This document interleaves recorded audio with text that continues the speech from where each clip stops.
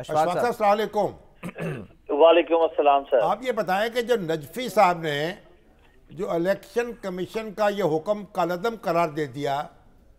कि जिसमें इंतज़ामिया के ज़िम्मेदारों को रिटर्निंग अफसर बनाया गया था, तो इसकी बुनियाद क्या उन्होंने बताई, वजह क्या है इसकी, क्या कोई लीगल बेस क्या है इसकी? अच्छा शामी साहब, बहुत शुक्रिया। सबसे पहले तो ये जो फैसला हुआ है ये उन्होंने सेट असाइड नहीं किया, यानी कलअदम नहीं किया, ये मुअत्तल किया नोटिफिकेशन इलेक्शन कमीशन का। अच्छा। इब्तदाई समाअत के बाद अमलन तो वही हो गया ना। लाहौर हाई कोर्ट में पाकिस्तान तहरीक इंसाफ के वकील ने अबू सलमान खान नियाजी की वसातत से एक दरख्वास्त दायर की और बुनियादी उसमें नुक्ता ये था कि ठीक है, इलेक्शन कमीशन एग्जेक्टिव के जरिए भी इलेक्शन करवा सकता है, लेकिन यहाँ पर एग्जेक्टिव के यानी सरकारी अफसरान की सूरत हाल ये है कि गुज़श्ता 1 साल होने वाला है निगरान हुकूमत को, और ये 1 साल के अरसे से ये अफसरान तैनात हैं और इन्होंने बेशुमार तहरीक इंसाफ के चेयरमैन, साबिक चेयरमैन और उनकी जो क़यादत थी मरकजी, उनके खिलाफ कार्रवाइयां की, उनके एमपीओ के नोटिफिकेशन जारी किए। एक मिसाल उन्होंने दी कि डीसी लाहौर राफे हैदर को डिस्ट्रिक्ट रिटर्निंग ऑफिसर लगाया गया, तो दर्जनों तहरीक इंसाफ के रहनुमा हैं जिनके खिलाफ इन्होंने कार्रवाई की। तो इस तरह से इनकी जानबदारी पहले से ही जाहिर हो चुकी है, ये गैर जानिबदार नहीं रहे, और इसी बुनियाद पर ये जो एग्जेक्टिव है इनका जो नोटिफिकेशन है इसको कलअदम करार दिया जाए। साथ एक और ग्राउंड भी उन्होंने ली, उन्होंने कहा कि इलेक्शन कमीशन ने chief justice Lahore high court को एक खत लिखा था जिसमें उन्होंने जुडिशल अफसरान की खिदमात मांगी थी।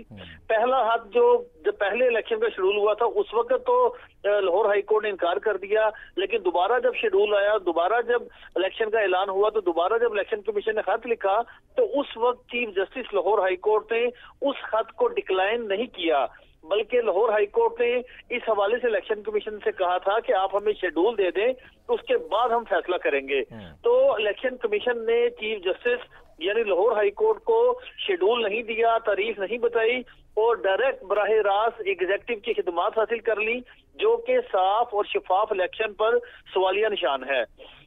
इस ये बताएं, इलेक्शन कमीशन के वकील अदालत में पेश हुए और मुकम्मल रिकॉर्ड उन्होंने पेश किया, तो उन्होंने कहा कि इनकी दरख्वास्त नाकाबिले समाअत है और इस हवाले से जो ये बात कर रहे हैं कि एग्जेक्टिव इलेक्शन साफ और शफाफ नहीं करवाएंगे, तो इस तरह की सूरत हाल 2018 में भी थी, तब भी इलेक्शन कमीशन ने अपनी जिम्मेदारियां पूरी की। अलबत्ता इन तमाम दलाइल सुनने के बाद कोर्ट में ही जस्टिस अली बाकर नजफी ने ये रिमार्क्स दिए और इलेक्शन कमीशन से इस्तफसार किया कि एक बड़ी सियासी जमात के लीडर को बंद करके उनकी क़यादत को जेलों में डालकर किस तरह साफ और शफाफ इलेक्शन करवा सकते हैं। गरीब कौम का अरबों रुपया आप इलेक्शन पे लगा देंगे, लेकिन अगर कोई इनको तस्लीम ना करे तो ये वक्त और पैसे का ज़िया होगा। इन ऑब्जर्वेशन को उन्होंने अपने ऑर्डर का हिस्सा बनाया और तकरीबन 3 घंटे से ज्यादा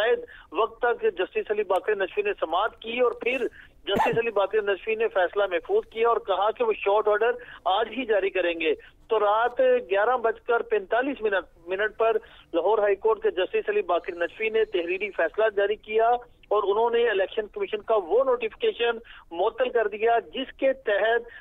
एग्जेक्टिव यानी सरकारी अफसरान के जरिए इंतखाबात करवाने के अहकामात जारी किए गए थे। साथ ही साथ जस्टिस अली बाकर नजफी ने तहरीरी हुक्म में ये भी लिखा कि क्योंकि ये एक अहम नौयत का मामला है और इस मामले पर chief justice Lahore high court justice Mohammad Ameer Bhatti larger bench तश्कील दें ताकि इस हवाले से जो कानूनी और आईनी नुकात हैं उस पर फैसला किया जा सके और उस हवाले से फैसला आना भी चाहिए। तो फाइल जो थी वो लार्जर बेंच के लिए chief justice Lahore high court को भिजवा दी गई है। क्योंकि आज chief justice Lahore high court supreme judicial council की मीटिंग थी तो वो इस्लामाबाद में मौजूद थे, गालिबन कल इस हवाले से लार्जर बेंच तश्कील जाने का इम्कान है।